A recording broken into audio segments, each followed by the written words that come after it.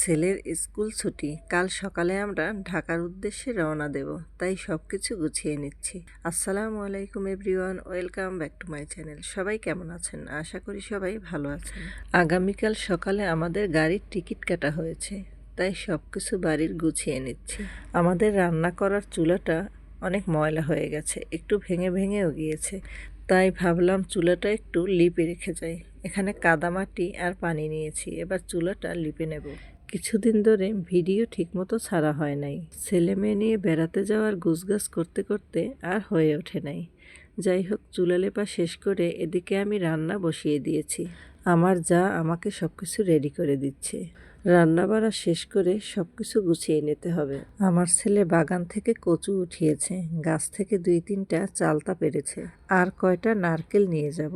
আর একটু গুড় কিনে রেখেছি, ওর বাবা নারকেল গুড় খেতে খুব পছন্দ করে।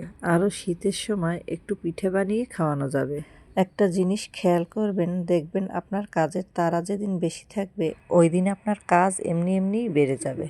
যাই হোক, দুপুরের রান্না বাড়া শেষ করে সব কিছু গুছিয়ে নিয়ে দুই যা মিলে দুপুরের খাওয়া দাওয়া করে নিলাম বিকাল 5টায়।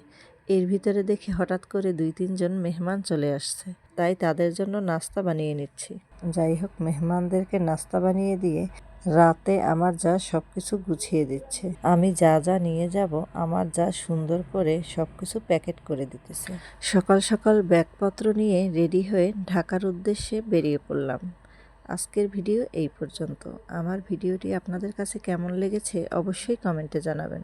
আর আমার ভিডিও যদি আপনাদের ভালো লেগে থাকে বেশি করে লাইক এবং কমেন্ট করবেন।